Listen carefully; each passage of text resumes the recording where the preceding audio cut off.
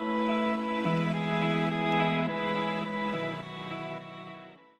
everybody. Welcome to Dive Deep. I'm Shelby Cornett. I'm the ministry assistant at Cambridge City Christian Church, and I'm with Danny, lead pastor. Wow. That's quite the introduction. Thank you, Shelby. So I want you to do that every time, okay? Okay. When somebody comes into the office, you say, Danny or Travis. That's a great idea. On Sunday morning, we can start putting her in the service, right? She could come up on the stage, and when Travis comes up, here's Travis. Wow. Yeah, I wouldn't be embarrassed at all. No, we're just kidding, by the way. I hope you don't think that we're that. I hope that people don't think I'm that conceited to think that that's really what I want you to do. But, Oh, Travis is shaking. We didn't ask for your opinion, producer guy. I offer it free of charge. Free of charge, okay. Okay, so this week we're talking about this past Sunday sermon, which was Give It All to Gain It All. Mm-hmm. And it was about being a servant to others was the point of it, right? Mm-hmm. So I wrote down lots of notes. A lot of it was just repeating things that you said that stuck with me, but I had questions too. So the first thing was, you said, if you want to be great, you must be a servant. Mm-hmm. And I feel like a lot of the time people think the opposite. Oh, yeah. That's the reason why Jesus said this. Yeah. If you remember in the story, it was James and John and their mom who came up to Jesus and said, hey, we want to sit at your right and your left. We want to be the popular guys. How brave. Yeah, I know. Yeah. I mean, to ask Jesus that, but I don't. Yeah, I don't want to be too harsh on these guys. I mean, their existence was pretty hard. I mean, they were impoverished most likely. Here was Jesus. Here was their ticket to greatness, right? And so they went up and asked that. And of course, the disciples got mad, but I think they only got mad because they didn't ask first. Yeah. But yeah, I mean, to be great, you have to serve. But the world often says the opposite. Mm-hmm. Like, no, you serve yourself, and then you become great. I'll tell you, this sermon was one of the more difficult ones in a way. So here's what this was a weird one for me in my preparation this week. Because usually what happens is my study goes fairly easy, and then writing the message is difficult for me. Mm-hmm. But this week it was the opposite. Like, the study this week was harder for me. Once I started writing, the Spirit just kind of led pretty quickly and easily. I wrote it really fast. Actually, I wrote it within a couple hours. Okay. Usually it takes me 3 or 4 hours or more to write. So it was just like, wow, but I think the reason was because I had done a lot of wrestling with the study, because it was hard for me to get over this thing. He talked about slavery, and I don't know, are you going to talk about that? Not a whole lot. Okay. Yeah, I mean, he talked about how you have to be a slave to all. I mean, it's that word. Yeah, slave has just got such a negative connotation, and rightfully so. And here Jesus is saying that. Of course, he's saying it in a very different context than what we see it as. Mm-hmm. But I've wrestled with that one for a while, and then I come to, I think, understand what he was trying to say, that being a slave to all is serving all, but going beyond even what we think of as servant. Like, it's putting everything about you, your whole life, your whole existence, into serving other people. Yeah. And again, that's a hard concept to live by too, because that's definitely not the way we as humans think. Right. Because it's hard to not be about ourselves. But yeah, it is. This is many of Jesus' messages, as we've seen here in the book of Mark, are very countercultural. Yeah. And this is another one. Yeah. Yeah. I also said, so I keep thinking as serving as something external, like doing work for someone, or money, giving money. But can you serve in your heart and mind too? Yeah, I mean, you mean like in your mindsets and in your will. Yeah, I mean, honestly, it has to start there. Yeah. Because if I could go out and serve people, but if my heart's not really in it, then I'm really not serving them. Mm-hmm. I'm just doing it, well, I'll bring up the bad word again, legalism, right? That's what legalism is. It's about doing everything right on the outside, but being messed up on the inside. Mm-hmm. If my heart isn't in the right place when I'm serving people, then I'm not really serving them.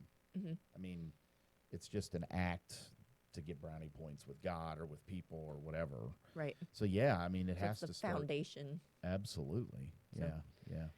Another thing, I know, I think you talk about it a little bit in the Word Alive thing this week. Okay. But can we serve God and others by serving our children? Yeah. Yeah. That kind of confused me. Yeah. I mean, so one of the big points that I think we skip over with this passage, Jesus talked about if you want to be great, you must become a slave to all. That's what he says. Mhm.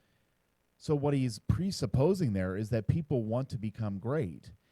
And what he's also presupposing is that it's not wrong to want to be great. Mhm. But what's wrong is when you want to be great in the wrong way. So let's narrow that down then a little bit. If he's saying anybody can be great, then anybody can be great in the way that they parent, in the way that Okay. they're a spouse, if they're married, if you're single, in the way that your relationships are. We can all choose greatness. We get wrapped up in thinking great things like leading a country or becoming a well-known person or the best singer on the planet or what.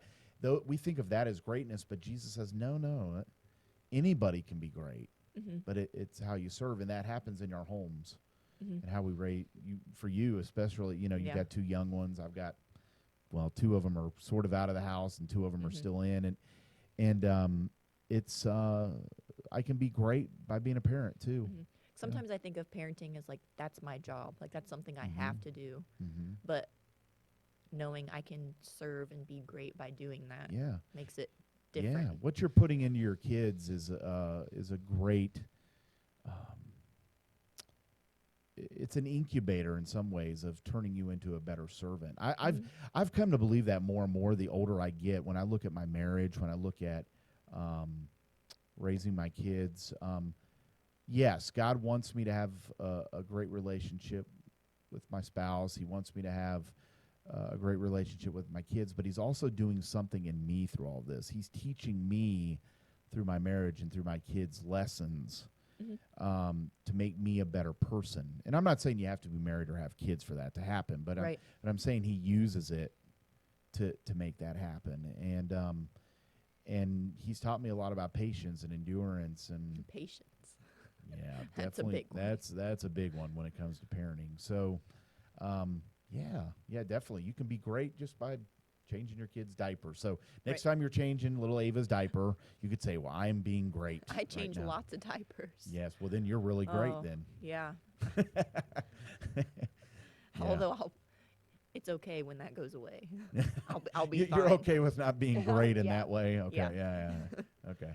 So from here to here on my notes, this whole page is about the song that we listened to at the end of Yes, service. yeah. Because I loved that. That was a great song, yeah. And I wrote the lyrics, just let Jesus use you where you are. Because I feel like when you think of serving, you think of like having to go out of your way to do stuff. Yeah. But you can serve Yeah. right where you're at. Yeah. Yeah, we have this idea that somehow to serve or to become great, as Jesus says, you have to go to, some far-flung land or place or whatever. No, it's Jesus, for whatever reason, God has put you right in where you live. You live right in, Dublin. Yep. He's put you there in this moment of time, and God has put you there to be great where you're at. Like I put you there. What are you going to do with it? Yes. Yes. Yeah, that is a great way of putting it, because I think sometimes we think, okay, God, you put me here, now what? And then God's like, duh, I put you there to be great. You are there for a reason. And what is greatness? That is to serve. Yeah. And so, yeah, I mean, dream small. Small leads to big. Right. It And really does. At the end, I put the 5 loaves and 2 fish can feed them all. So it's like something so small. You never know how big of an impact you're going to make by doing like the simplest things when you're serving. Exactly. Yeah, that song is a beautiful song. I would really definitely liked it. If you didn't see it, you can look it up on YouTube. It's Josh Wilson is the one who sings that, and he's got a video. There's multiple videos on YouTube from him singing it. Great song. Yeah, it's really Great good. song. It Yeah. made a lot of sense with this message. Yeah, it was funny. I had several people that told me after the service that that the concept that I was getting across through the sermon, they understood it, but it really cemented it with the song because it showed indeed that we can be great wherever we're at, wherever we're at. Yeah. Yeah. So that's all I had.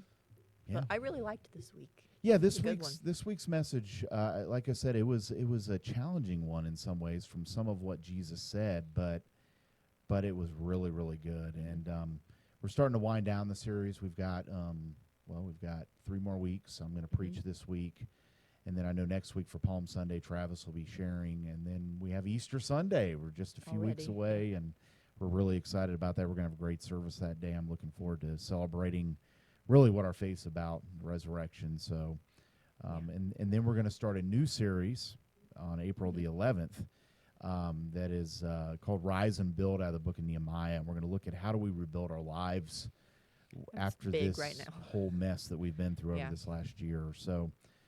Exciting few weeks ahead for us as we continue in the Word. So, So, well, thanks, guys, for watching.